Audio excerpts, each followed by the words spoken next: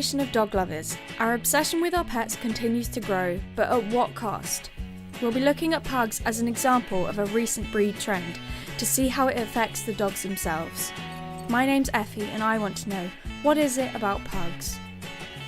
So I've just arrived at the Rochester Pug Hotel to talk to Tasha about why she boards pugs and what it is she loves about the breed. So where did it all start then? We took Millie and Daisy to dog training, and one of the trainers there said, you should start up a dog boarding business. We thought, as we love dogs and pugs, that we thought we'd do a specific pug boarding because we know all about their health issues and how to look after pugs. Yeah, nice. As long as you know what you're looking for, then it's not a concern really. But it's just you have to really, as I said, do your research and make sure you know what to look out for. We also spoke to Linda, a pug owner and dog trainer, to get her point of view on how the dogs are being affected. Peggy, this way. So why pugs? What is it about them that you like? Pugs. Basically, I can remember being really, really small and having a list of what I wanted when I grew up. It's only been the last few years that I've been in a position where I can give the pugs what they need. They're a nice size to take anywhere with you. You can pick them up, put them on the train, on the car, whatever. They have got baby-like features. They've got a very high forehead and these big eyes. Pugs will look at you directly, which a lot of dogs, in my experience, don't. Indoors as well, they'll always follow you around. So if you've got more than one pug, and say you've gone upstairs and only one's followed you, you need to know what the others are up to, because I can guarantee they'll be doing something they shouldn't do. They're really quite naughty. As one over there at the moment is trying to get in the bags. What advice would you give to someone that's looking to get a pug?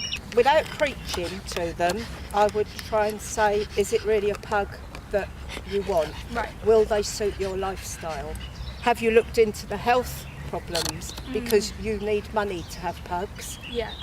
They are such high maintenance. They might think they're tough and they might look quite tough, but they're not actually. But with the increase in demand for these dogs comes a price to pay. Can it be a lot more expensive to look after a pug since they have quite a few more health conditions to look out for?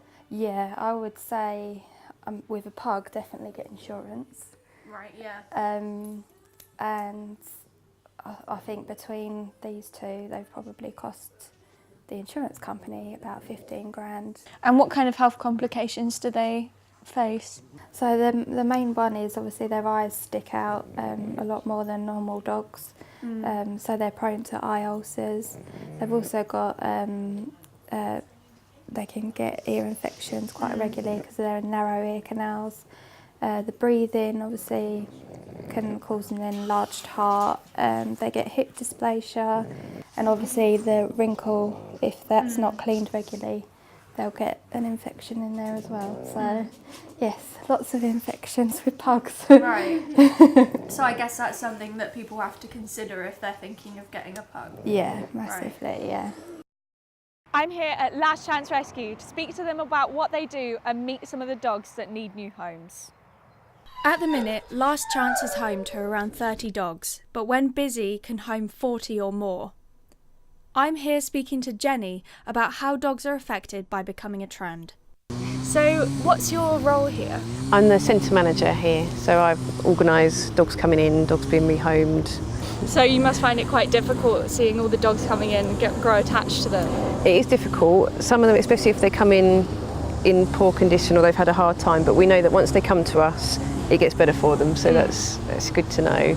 I mean, sometimes it is heartbreaking when they come in and they're really underweight or they've been starved or something, but it always gets better for them. So. When owners don't do their research, the dogs end up in the care of the people at Last Chance.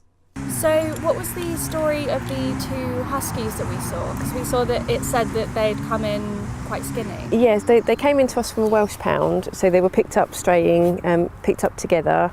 We think they're probably brother and sister. They've obviously lived together. They're very attached to each other. So they did their 10 days in the pound. They weren't microchipped, so we have no way of contacting previous owners, and they didn't get claimed. So they get sent down to us. We go up every other Tuesday and bring down whatever dogs are waiting in the pound. Is there a problem with popular breeds coming in? We always get a lot of Staffy types, and we get a lot of Jack Russells. We're seeing a lot more Huskies recently, and we're seeing a lot more sort of Pugs and Pug crosses and that kind of thing. Is there a common reason that the pugs come in?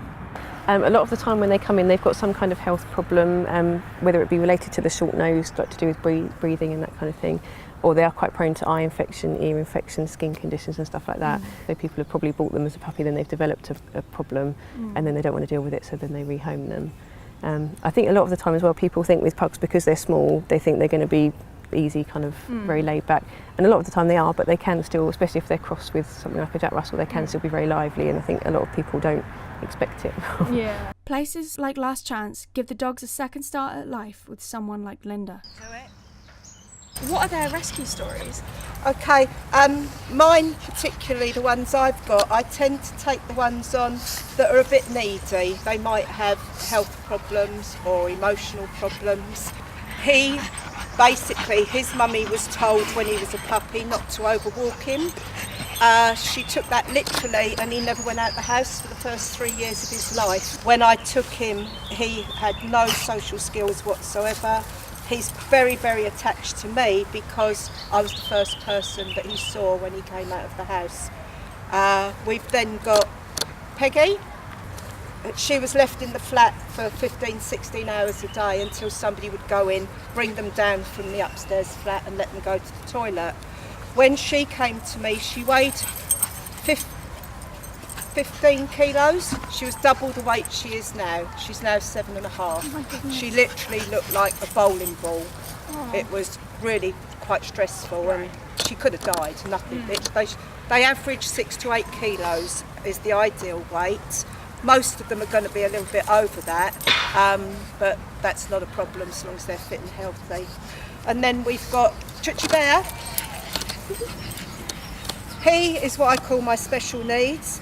We rescued him from a breeder in Brighton, him and his mummy. He had no hair at about 6 months old, and he couldn't see or hear because his infections were so bad.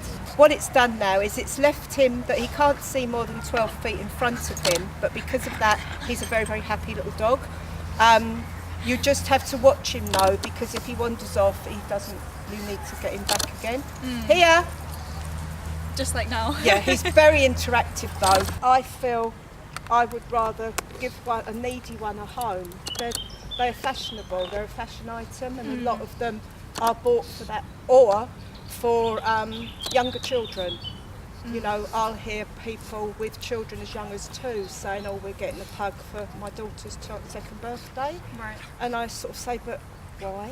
You know, they're not a fashion item, they're not an accessory. They are a live animal when it comes down to it, and need a lot of care and attention. So that's a lot of the reason I think people get them, because they're quite fashionable now, and then if they find there's a problem like that and they don't want to deal with vet bills and stuff, then they end up here. And people don't realise, like they see a nice, handsome, nice looking dog, but they don't realise how much work they need. It's a shame that they're being too overbred, because they used to be a lot taller and their nose come out a lot further. But yeah, it's a shame, but I think as much as the demand is for pugs, people are going to carry on breeding them. So if I can do my bit by at least giving some rescue ones a home, then I feel I've done. I can't save them all, but I can do my little bit. Yeah.